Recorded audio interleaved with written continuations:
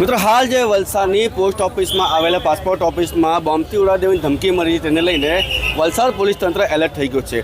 Passport ઓફિસને લઈને બાજુબાજુ જેટલી પણ ઓફિસો છે તેને તદ્દન પોલીસે ખાલી કરી દીધી છે। ત્યારે પોલીસે ડોગ સ્ક્વોડની મદદ લઈ જે બોમ્બ ઉડાવી દેવાની ધમકી મળી છે તેને લઈને પોસ્ટ ઓફિસની સઘન ચેકિંગ હાથ ધરવામાં આવી છે। તો સાંભળો આ બાબતે ડીવાયએસપી AK વર્મા સાહેબે શું કહ્યું। સુરત પાસપોર્ટ ઓફિસમાં એક ઈમેલ આવેલો, એમાં એવું લખેલું હતું કે પાસપોર્ટ ઓફિસમાં સાયનાઇડ ભરેલા સિલિન્ડરો મૂકવામાં આવેલા છે, RDX ભરેલા, અને જે 12 ને 10 કલાકે બ્લાસ્ટ થશે, જેથી સુરત પાસપોર્ટ કચેરીએ તેની તમામ અંડરમાં આવતી પાસપોર્ટ કચેરીને જાણ કરી હતી।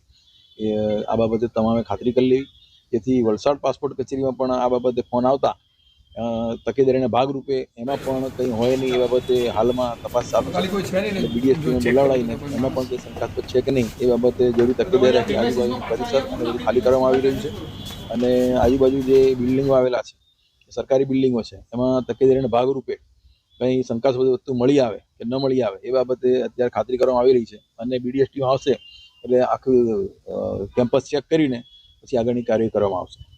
સુરત એટલે કે પાસપોર્ટ ઓફિસ સુરત તરફથી એક મેલ આવ્યો છે, જેની અંદર સુરતના પાસપોર્ટ ઓફિસને એવો કંઈક ત્રાહિત વ્યક્તિ દ્વારા મેલ કરવામાં આવેલ છે કે દરેક દેશની દરેક પાસપોર્ટ ઓફિસોમાં આજરોજ કોઈક બોમ્બ મૂકીને એને ઉડાડી દેવાનું કાવતરું કર્યું હોય એવો કોઈક મેલ એમની પાસે આવેલ છે, જે મેલ દ્વારા અમને આ જાણ કરી છે, જેથી અમે તાકીદના પગલાં રૂપે વલસાડ પાસપોર્ટ ઓફિસ અને નવસારી પાસપોર્ટ ઓફિસ બંનેને અત્યારે વેકેટ કરાવી છે। અને અમારા કલેક્ટર સાહેબને, DSP સાહેબને, ફાયર બ્રિગેડ શ્રીને વગેરેને અમે જાણ કરી છે કે અને જેઓ ત્વરિત પગલાં લઈ હાલમાં આવી રહ્યા છે અને એનું મોનિટરિંગ કરશે, એનું ચેકિંગ કરશે અને એમના એક સચોટ અહેવાલ બાદ અમે અમારી ઓફિસની આગળની કાર્યવાહી કરી શકીશું।